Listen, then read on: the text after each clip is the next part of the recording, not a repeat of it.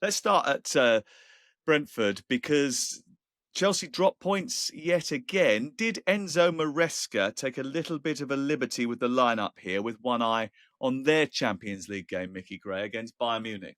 Well, I think there's certain managers that the managers we're talking about at the top of the Premier League table who we expect to be there at the end of the season, and one of them being Pep Guardiola. I'll quickly touch on Pep because I know we've done Man City, but I think he prioritizes the team that's in front of him, and he puts out his best team to win that game. I'm not sure Enzo Maresco does that, and I think at times Mikel Arteta's done exactly the same thing. I think he's took a risk thinking that Brentford was going to be an easier game than he probably envisaged. But they got a shock because I thought Brentford's second half certainly deserved something out of the game, and they just kept asking questions, and they eventually got something out of the game. I mean, Caicedo's finish is absolutely fantastic, and they brought on Garnacho, certain individuals who've just came to the club, so maybe he was trying to bed them in. But I think with Champions League football this time around, they're going to have to try and play their best pack every single week. You can do it in the Conference League and the Europa League. It can maybe rotate a little bit more than maybe you would do if you're playing Champions League football. But I think that's going to be the big acid test for Chelsea this season, is how they kind of shuffle from Premier League football, expected to be title chasers, if you like. I'm not quite sure they're good enough to go all the way to win the Premier League this season, but then also shuffle the pack for Champions League football in midweek. I know their squad is bigger than anybody else's, but I still think when you look at Chelsea, they're probably still searching for their best 11 in the Premier League and in Champions League football. Not necessarily sure it is bigger than everybody else's, actually, to be honest with you. I know that's sort of like the common conception, but perception, but it might be a misconception, really, because if you look at Nottingham Forest, they've got a huge amount of players. There's other teams that have got a lot more experience than Chelsea. There's a lot of young players in there, but they did have no Esteval because of illness, no Delap because of injury, no Palmer from the start because he was still recovering from that knock that he suffered in the West Ham warm-up. But I wanted to ask you about Tosin Adarabioyo and his defending of the opener from Kevin Schade. I was watching the game and I was shouting and screaming at the screen, "Show him outside! Show him outside!" I mean, is that just bad defending? Is that bad decision making? Is that a centre half maybe pulled out into a wide area and a fullback would be better at doing that? Explain to me why he doesn't show him on the outside. Well, he got isolated first and foremost, Sam. I don't think he was expecting the long ball through from Jordan Henderson to come through. And I think as a centre half, you're always looking alongside you for your teammate to say, right, I need a little bit of help here. But because he was caught vulnerable and he was on the back foot straight away, not expecting that pass, I think he got himself into a situation where he was thinking, as a centre half, I just need to try and win this ball. But he got himself muddled up a little bit. And you're right, he should have showed him on the outside. But we see that with wingers now, because we'll see left-footed players playing on the right-hand side. We see right-footed players playing on the left-hand side and cutting in and trying to get onto their stronger foot. And I think on that situation, yeah, it's a split-second thought as a centre-half. What do I do here? He was maybe looking for his teammate to try and pull him out of a little bit of a mess he found himself in. But it was too late then. As I said, it's all down to split seconds. Look, he got a little bit of a touch on it, but it was a stretched out leg. The little slight deflection just popped the ball into the bottom of the corner. But as a centre half, if you're last man, even if you're a fullback and you're the last man in defence, your thought process is, as a defender, how can I slow him down? How can I slow him down and let my teammates get back alongside me? And then he's got a difficult angle to try and get his shot away. But that split second had gone by the time he chopped it onto his right foot and he was coming inside back into the 18-yard area. He'd lost his vulnerability. As a defender, then you're thinking, I'm on the back foot. He is in favour of scoring or getting a shot away on goal here. And that was when Brentford, I thought, were great on the counter-attack. And you see it with a lot of sides now, breaking forward, using the pace of the forward players. But as a defender, he got himself in a muddle and he couldn't get himself out of it. Talking of bad defending, the goal they conceded in stoppage time, Crook, lacked a lot of decisiveness inside that penalty area from Chelsea players. Robert Sanchez, Chelsea's keeper, who saves almost everything except the supporters from heart attacks. Garnacho switches off, doesn't follow his man. I mean, let's be clear, Ouattara's probably offside here.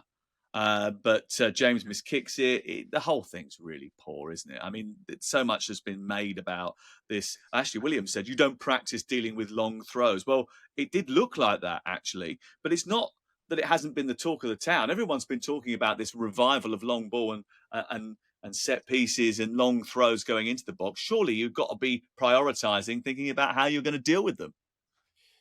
Yeah, but I don't necessarily think you need to do that in training just to see the game out. I think Chelsea just should have been more switched on as a team. They've worked really hard to get back in the match. Brentford, much the better team in the first half, but those changes that were made a real positive impact for Chelsea. So I think Maresca will be frustrated that his players didn't just do their job properly. Garnacho in particular switched off.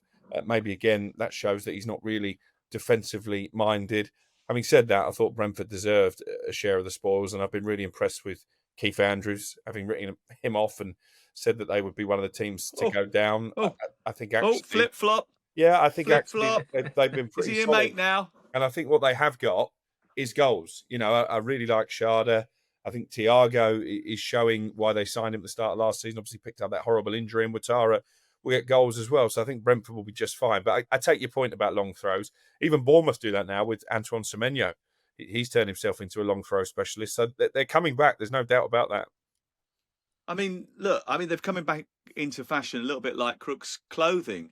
Um, Chelsea have dropped points against Brentford, against Palace. They probably should have dropped points against Fulham. Does that underscore why they won't win the title, Crook? Well, I thought they were a potential dark horse at the start of the season, but I mentioned when you asked me the question on Thursday's pod, could Brentford cause them problems? I thought they could, based on those performances that you've mentioned. The only complete performance from Chelsea was against West Ham, but how much do you really read into that when you look at West Ham's form before and after? So I think that, yeah, they're a way off for me. They're not on the same level as Arsenal and Liverpool on what we've seen so far this season. They play Bayern Munich on talkSPORT 2 on Wednesday night. The Bavarians won 5-0 against Hamburg. Kane, Diaz, Gnabry all on the score sheet this weekend. They lead the Bundesliga with 3-1 wins out of 3, 14 goals scored as well, 2 conceded so far. So it'll be interesting to see how Chelsea get on in Munich on Wednesday night live on talkSPORT 2. Arsenal 3, Nottingham Forest 0. I was at this game. Arsenal played super well, Micky. Well choreographed, excellent defensively. Stuart Pearce saying afterwards that he could recognise the champion quality in them this weekend. Waneri was excellent. Eze, excellent. Madueke was fantastic in the game. I tell you what, I can't get my head around the fact that Chelsea have sold him to Arsenal. I think it's absolutely calamitous. He's so direct, so unsettling for a defender. I mean, Micky, I mean, you're a left back. You don't want him running at you, do you? I mean, he is scary as hell, isn't he? I mean, he's so talented.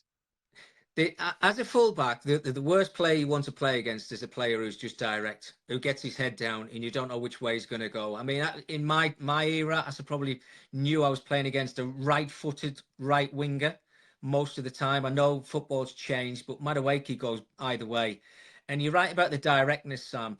As a fullback, you want somebody to get close to you. You want to hold them up as much as you can, and as soon as they lay that ball off, it's relief. You're like, wow, I've done my job. It's up to somebody else to go and do their jobs now. But I think his form's been absolutely fantastic for his country and for club as well. Speculation. I know there was a lot of controversy, wasn't there, when he signed for Arsenal? But I just thought he was a wonderful signing. And there's going to be times he might have to play on the left hand side as well, but he can do it because Yeah. he's got that pace as well. But his performances have been superb so far. Yeah, and he silenced the critics, as you say, because there was a few sort of social media bits of backlash when he was rumoured to be becoming an Arsenal player. But they're all singing his name in the Emirates Stadium on Saturday lunchtime. Now, Crook and I have been having a little discussion this morning before we come on air. We're in a Premier League, Fantasy League group. In fact, we're in quite a couple, actually. We've got a draft league and a conventional league, And of last which man I am above standing. him in both. You still in that? Uh, no, No. maybe not. But I am above him in both of the fantasy leagues. And the first thing he said to me was, it's too early for rushing to judgment, even though he's rushed to judgment on Amorim and Manchester United already. um, so let's rush to judgment on the striker situation, because we haven't seen Isak yet. We haven't seen the best of Šeško yet. But Victor Gyökeres, who was acquired this summer, and out of the three big new signings that everyone was discussing striker-wise at the beginning of the campaign, he has scored goals. And afterwards, I spoke to Mikel Arteta, and he said, yeah, we're starting to find him a lot better now. I did tip him to be top goal scorer. I don't want to say anything. You know, he's probably not going to beat Haaland, but he might come close there. You never know. Crook's already ready to have a go at me. I think what's interesting is the point that Micky made earlier about how ambitious Mikel Arteta is going to be, particularly away from home against the top sides, because he was anonymous at Old Trafford. I thought De Ligt did a really good job on Gyökeres there, and it was the same at Anfield when Konate had him in his pocket and he didn't really get any service. I think this game against Manchester City at home is fascinating.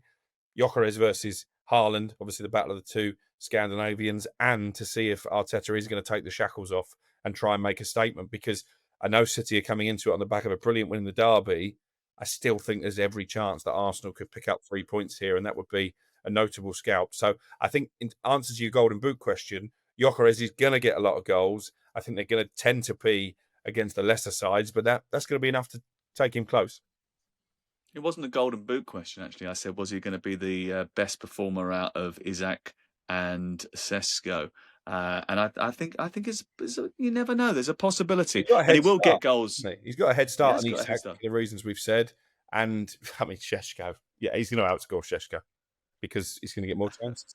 Burnley 0, Liverpool 1. Some teams let in late goals and some teams score late goals. Liverpool appear to live in injury time rent-free. Did you know that Liverpool have now scored 47 winning goals in the Premier League era in the 90th minute or later? 13 more than any other side. Arsenal second with 34. Mohamed Salah getting his 188th goal in the competition. It was actually his first winner after 90 minutes, but it was a significant one.